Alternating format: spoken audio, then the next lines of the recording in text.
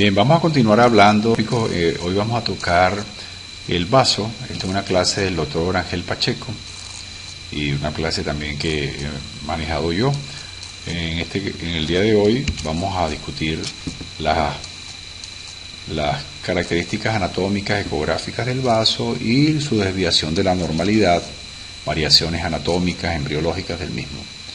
El vaso es un órgano que se ubica, como saben, en el hipocondrio izquierdo, que está relacionado con el riñón íntimamente y con la cola del páncreas, y se encuentra debajo del diafragma. Las indicaciones de su estudio para masas tumorales en hipocondrio izquierdo, esplenomegalia, dolor en hipocondrio izquierdo, malformaciones congénitas, fiebre de origen desconocido, traumatismo, punciones ecoguiadas, estimación del volumen esplénico y evaluación post-tratamiento. La técnica es una técnica muy parecida a la que utilizamos para buscar el riñón. El paciente podría estar en decúbito dorsal o preferiblemente en decúbito lateral izquierdo. La diferencia es que el corte se hace un poquito desplazando el transductor más hacia la porción cefálica del paciente. Incluso es conveniente inclinarlo unos 30 grados hacia la izquierda del paciente. Haciendo este movimiento, en vez de ser tan longitudinal como el riñón, lo inclinamos como colocándolo a las 2 o 3 del reloj. Se mide en corte longitudinal, se mide el espesor del mismo y se debe utilizar, por supuesto, un transductor de 3.5 MHz, que es el adecuado. El vaso, como lo vemos, tiene una forma de media luna, es de superficie lisa. La ecogenicidad es un órgano hipoecoico, tiene un contenido de bastante agua. Él tiene una longitud máxima promedio en el adulto de 12 centímetros, un espesor de 7 centímetros y un ancho de 7 centímetros. Normalmente tiene un espesor de 11 por 5. Se habla de esplenomegalia moderada cuando, digamos, él tiene, o aplicando la fórmula 11 por 5 menos 20 por 8, y esplenomegalia severa cuando mide más de 20 centímetros por 8 centímetros de espesor. Hay un signo indirecto de esplenomegalia, que es el polo inferior del vaso no debe superpasar un tercio del riñón izquierdo, el tercio superior del riñón izquierdo. Como lo vemos acá, nosotros podemos hacer una medida totalmente longitudinal y podemos hacer una medida, digamos, hacemos una acotación desde este borde superior o polo superior al centro y del centro al polo inferior, y medimos el diámetro longitudinal, mientras que el diámetro transverso o espesor lo podemos medir en este corte axial de la otra medida. Como veíamos, es ligeramente la ecoestructura menor o es de la misma ecogenicidad del hígado, pero tiende a ser más ecogénico que el parénquima renal. Debe ser homogéneo. Como lo vemos acá, tiene una forma de media luna, ¿verdad? Y está en relación con el riñón, que lo vemos aquí debajo, ¿de acuerdo? Podría tener relación también con el estómago. Y él tiene algunos vasos, tiene una zona que es el ilio, donde entran los vasos, que es esta parte de acá, que se puede decir que es más posterior. Y es un órgano, como lo ven, hipoecoico, con una ecogenicidad similar al del hígado. Tiene una irrigación arterial y venosa, arterial por la arteria esplénica, que es rama del tronco celíaco que emerge de la aorta, y drena de regreso por la vena esplénica, que al unirse con la mesentérica superior forma la porta. Entonces vemos acá el ilio, la arteria esplénica, y vemos como también la vena esplénica, como la vemos acá, drena al unirse con la mesentérica superior, que discurre por detrás del páncreas, forman la porta, como lo vemos acá en esta zona. Fíjense que él es rama La arteria esplénica es una de las ramas del tronco celíaco, al igual que lo es la arteria hepática. Tiene relación también con esa vena esplénica, con la arteria mesentérica superior.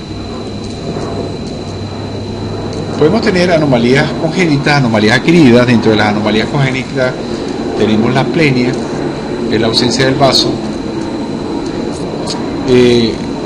Podemos tener alteraciones de la ubicación de los órganos en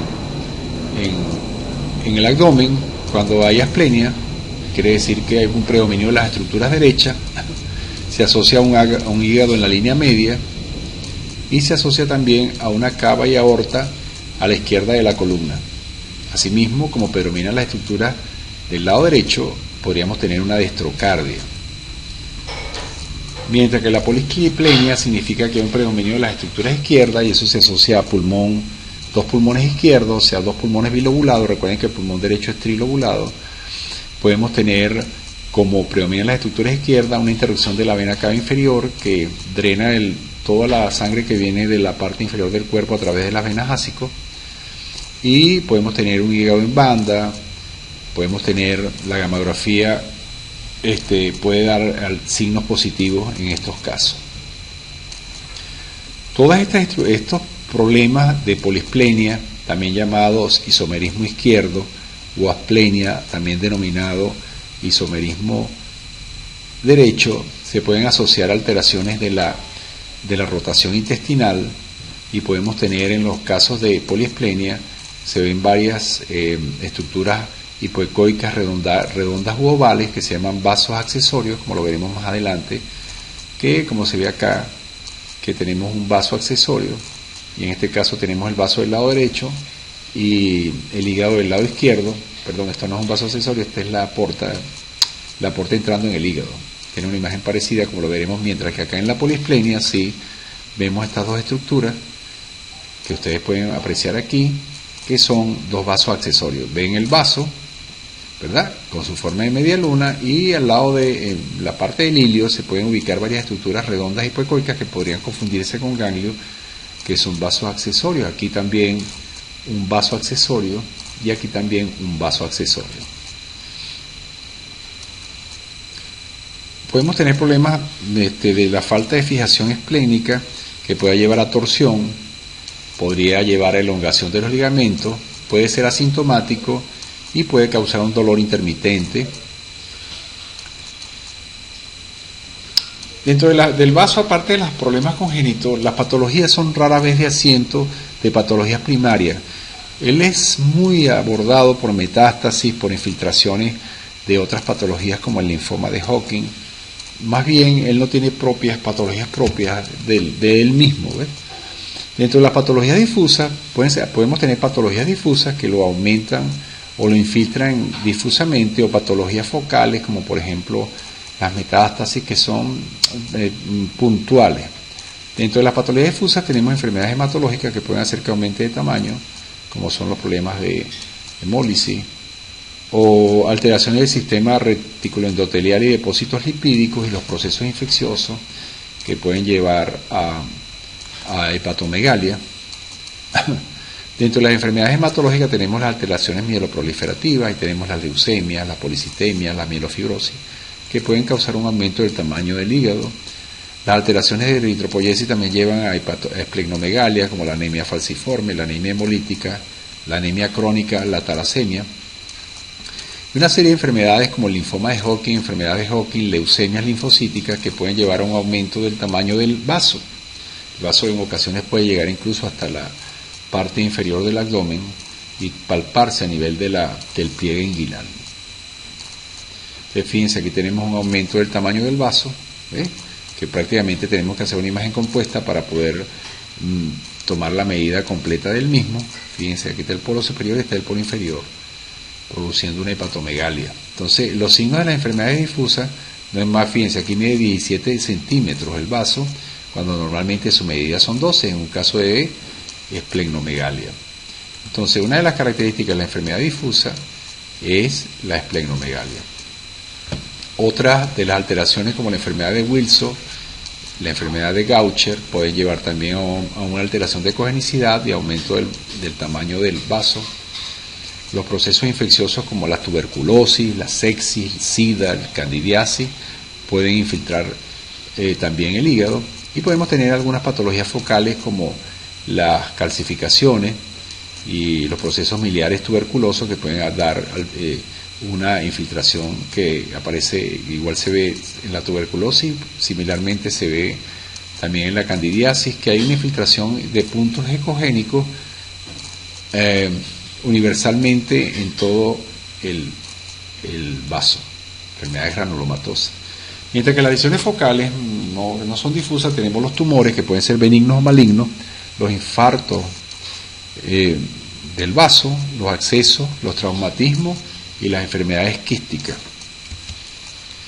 Tenemos los tumores benignos como los hemangiomas, que son masas pequeñas redondeadas, son los tumores benignos más frecuentes del vaso, hay que tener eso en cuenta, y son hiperecogénicas, son manchas hiperecogénicas o focos hiperecogénicas, y podemos tener algunos focos que podrían ser ecomixtos. Otros tumores serían los amartomas, son los tumores masas solitarias o múltiples, pueden ser ecomixtos o hiperecogénicos y no poseen cápsula. Linfangiomas caracterizados por espacios quísticos similares a los que vemos en el cuello, en la axila y en el retroperitoneo. Y aquí tenemos, fíjense, una lesión, este es el vaso, en la superficie uniforme, y una lesión focal hiperecogénica que correspondía cuando se le hizo el estudio histológico. Nosotros no podemos decir que esto es un hemangioma. Si usted va a hacer una descripción, tiene que describir una lesión focal hiperecogénica hacia el polo inferior del riñón, redondeada, que mide tanto por tanto, y es la observación o la caracterización que a veces necesitamos hacer con tomografía, doble contraste o triple contrastada, con 3 fases, arterial, venosa y de barrido, que nos caracterizaría la lesión en una forma más específica, o llevarlo a una biopsia.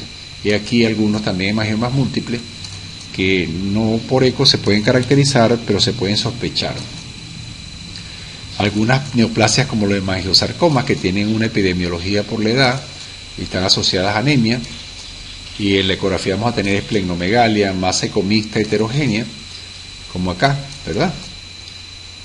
Fíjense, aquí tenemos un vaso totalmente con un patrón heterogéneo, con lesiones focales que causan alteración de la ecoestructura y de la morfología del hígado. Aquí los linfomas que pueden infiltrar y apreciarse como grandes masas. Fíjense que uno lo podría sospechar en un tumor del vaso, pero por lo general el vaso no tiene tumores propios, sino son procesos secundarios.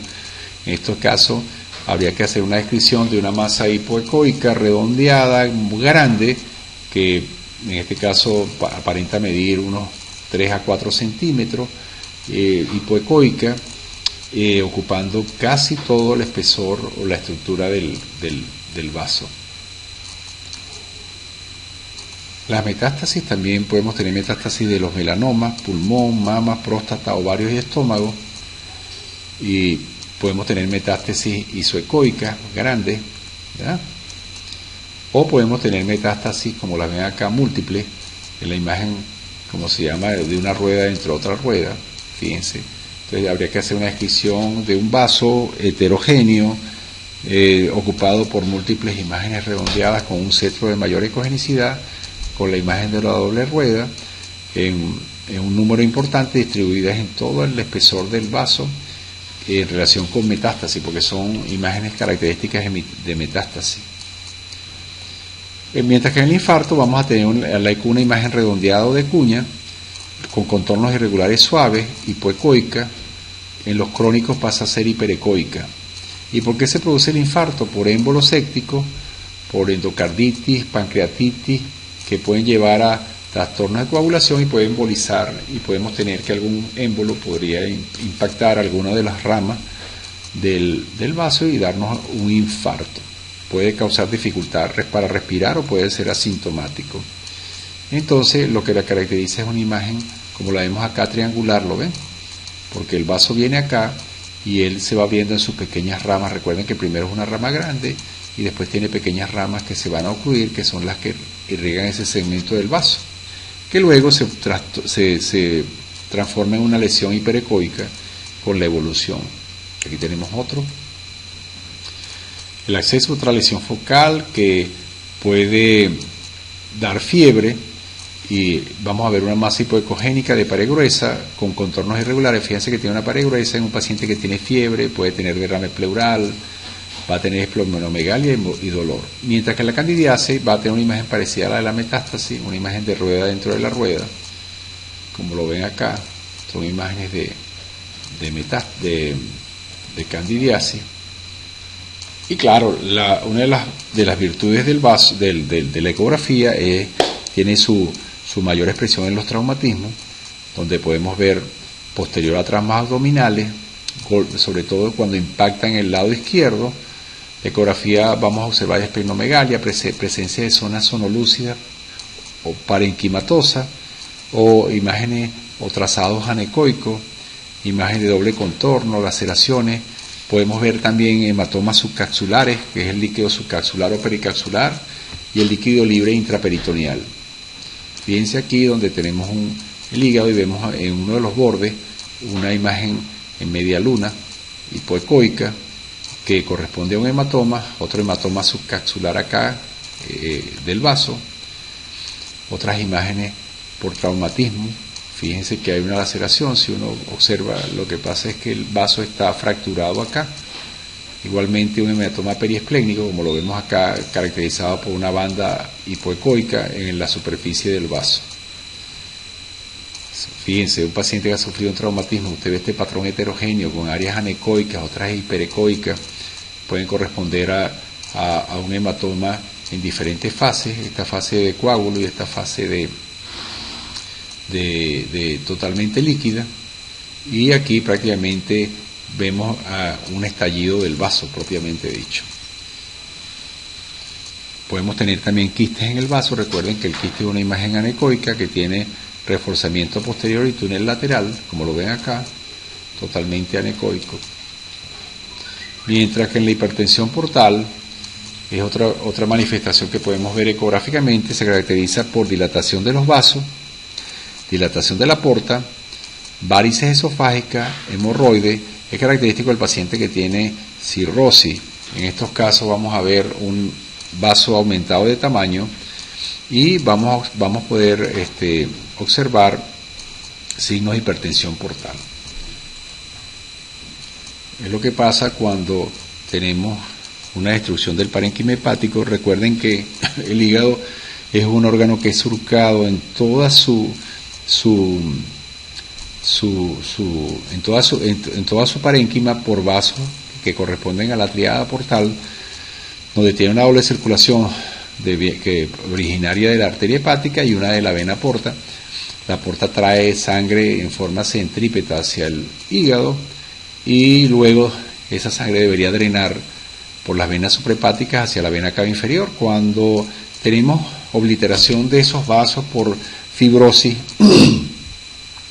que va a alterar la dinámica de las portas, la sangre, como no puede franquear los lechos, se va a empezar a devolver. En un principio hay un equilibrio cero, pero luego la sangre, como no puede, tiene que devolverse, y una de las formas de drenar, de descomprimir ese aumento de presión, es aumentando el caudal hacia el vaso con su sinusoide, con su vasos sanguíneos va a aumentar de tamaño y podemos tener una esplenomegalia.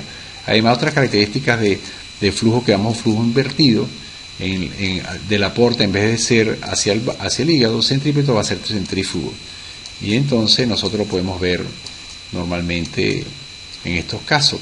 También vamos a ver las grandes colaterales que se ven en la zona periesofágica, que corresponden a varices esplénicas, como la vemos acá. Entonces, todo un cuadro caracterizado puede ser por alteración del hígado. Podemos tener un hígado disminuido de tamaño con alteración en su superficie, podemos tener ascitis por la falla hepática, pero vamos a tener colateralmente desarrollo de colaterales que se observan muy bien en la ecografía en modo B, y lo podemos demostrar también con Doppler color. Además de eso, de la esplenomegalia obvia que vamos a tener. Muchas gracias por su atención y seguimos con las próximas clases.